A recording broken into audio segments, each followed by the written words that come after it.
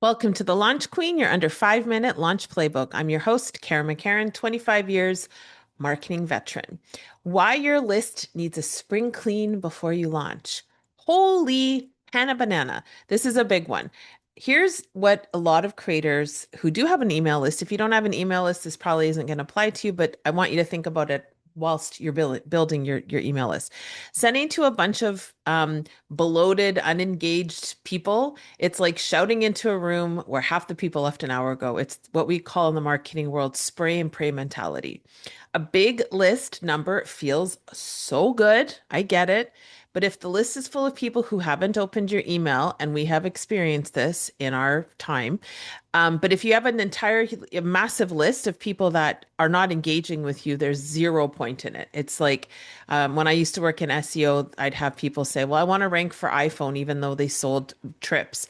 Why do you want to rank for iPhone? Well, because there's tons of search volume. Okay, but if none of those people are looking for you and they want to go on a trip, they're not going to magically decide they want to buy an iPhone instead.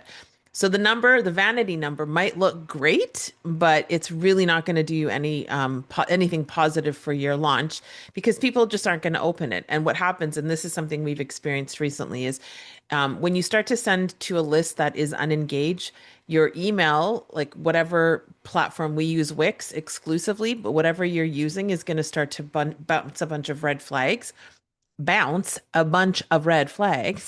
and it's going to start telling you that it's your email is shit. And that's not anything anyone ever wants. So spring cleaning is really, really important. So email providers watch engagement. Low opens and low clicks tell Gmail and Outlook your emails aren't wanted. And that tanks inbox placement for everyone on your list, including the people who want to hear from you. And so you got to clean it. And oftentimes what we would say is like, so for this example where this has happened to us recently, the launch was really tiny, the delivery was really small, half of what the list was, and that's okay. Because I would rather see people bounce and be culled out of the email sequence and list early on before we start doing big launches than 6 months from now when we have 5,000 people on a list and half the list isn't working. Clean before launch, not during one. And sometimes you can't help it. Sometimes it's just how it's going to go. But pruning your list 2 weeks before card open will protect your sender's reputation for the emails, and that actually matters. And so that's kind of what we did. We started to test a couple earlier on a few weeks before, and we that's when we saw there's like, because this is a new client for me. And she thought her list was really healthy. I thought her list was really healthy, but shit happens, right? Like that's what you never really know if you're not used to doing a lot of email campaigns, you're not going to really know if your list is good or not. And so it is what it is. Segment the truly cold list before deleting anything. A short re-engagement email. Do you still want to hear from me? And we're going to do another one of those for this particular client now that the launch is closing tomorrow.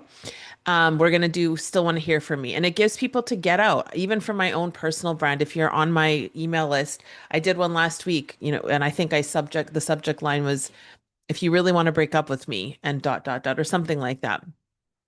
Don't confuse your list size with your list health. This is a huge misconception. Like you can have 2,000 people who love you and want to give you money all the time, or 10,000 people who don't give a shit about you. And so don't get super obsessed. Like small lists, I mean, 2,000 would be considered a smaller list, but don't get obsessed with the number. Like the number actually doesn't matter. It's the level of engagement that really matters. And this is not a one and done. You have to continuously cull and prune your list.